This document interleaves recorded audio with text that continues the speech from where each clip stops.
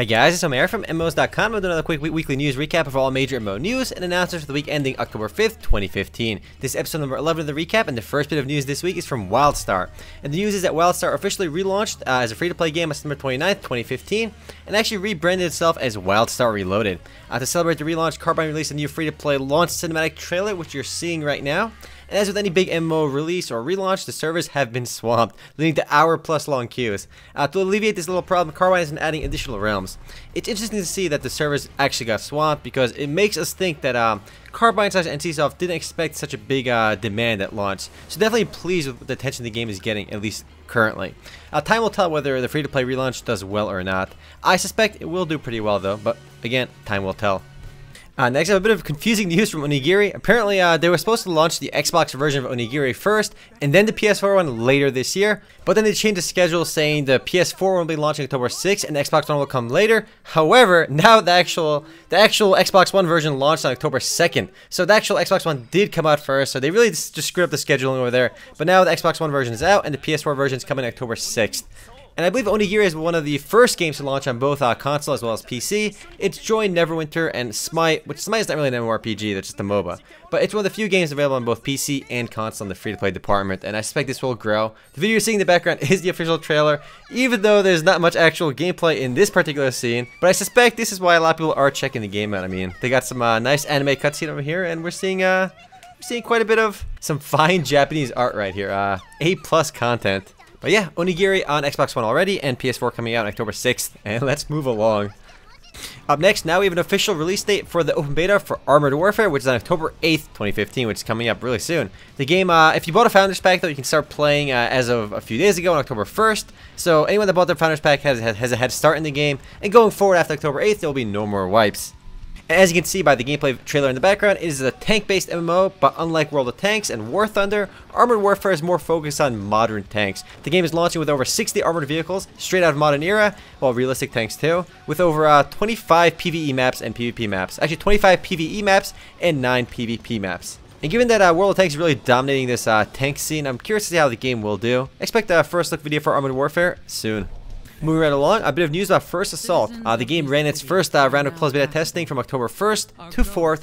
I got into the closed beta. I was going to play and do a first look video. However, they had an NDA, meaning I can't share videos in the game. So I decided to wait on it. But they did do their first round of closed beta testing. It's the free-to-play shooter from Nexon, based on the Ghost in the Shell franchise.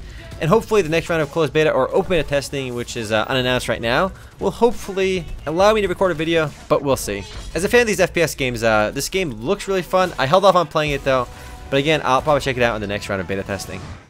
Up next, a bit of news for Wakfu players out there. The game from Ankama, it's a strategy-based game. The news is that they released update 1.44, which is the Island Moon update, which introduces a brand new zone called the Moon Island, which you probably figured out based on the update name. The new zone has 2 dungeons with it, as well as content going all the way up to level 200, which has now been unlocked. Also including the update is the game's hero system, which allows you to play up to 3 of your own characters at the same time. So basically, you don't have to rely on other people. So basically, you have to play 3 of your own characters, which is interesting, and adds a new element of strategy to the game. Up next, also kind of related to the last bit of news, this time it's Dofus from the same company, Ankama Games. It's launching on tablets as Dofus Touch, so they're taking their older title and just relaunching it on mobile/tablet edition, and they've been working on the game for a while now, and it will be coming out apparently soon. There's no official release date just yet. It'll be launching there'll be a soft launch in France first, given that it's a French developer behind the game, and the rest of the world will launch a little bit after that. Now, one bit of unfortunate news about Dofus Touch is that it's not on the same servers as Dofus, so it's kind of a standalone experience apart from the PC version. Definitely been a bit of a disappointment when I see like mobile relaunches or just, mobile versions of a game. I ideally want them to be on the same server, but it is not the case. But this one could be better. Who knows? On the positive side to that too, the game will be launching as free to play with no subscription options, so that could be good.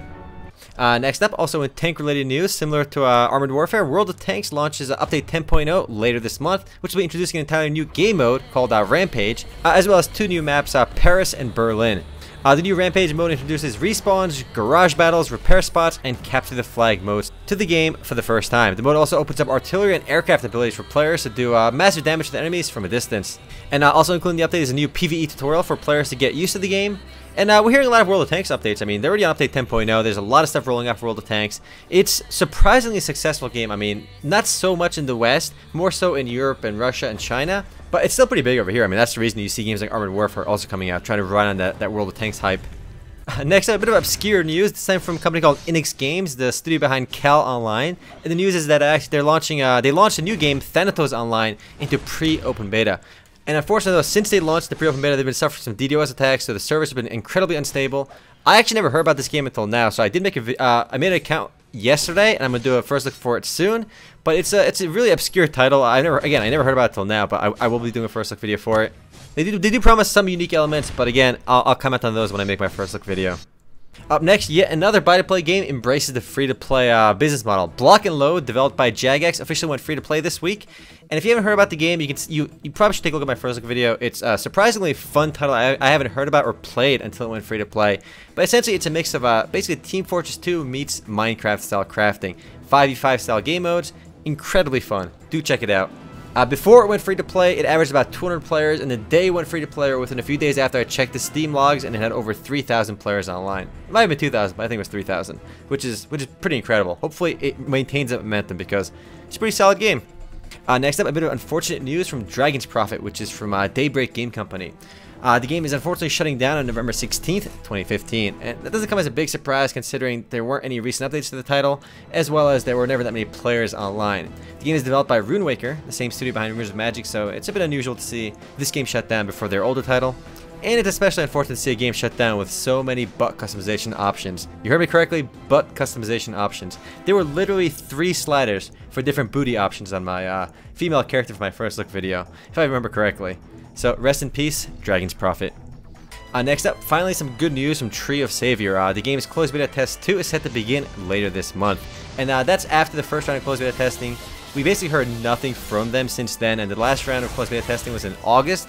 So now it's going to be later this month, and it's actually supposed to last a full month this time around as well. So last time the closed beta test only lasted a week. This time we got a full month, and it'll be open to a lot more people too, which is always awesome. And this time around, I will be around here to actually play it, so expect a first look video for it, and probably Sunday Funday video as well, because I know the gang is definitely looking forward to playing it as well. The next and last bit of news this week is from Echo of Soul regarding Warlocks for patch 1.5. So despite the Chinese and South Korean servers for the game shutting down, Area has said that they'll keep supporting the game, and the developer behind Echo of Soul will keep supporting the game as long as people still do play it in America.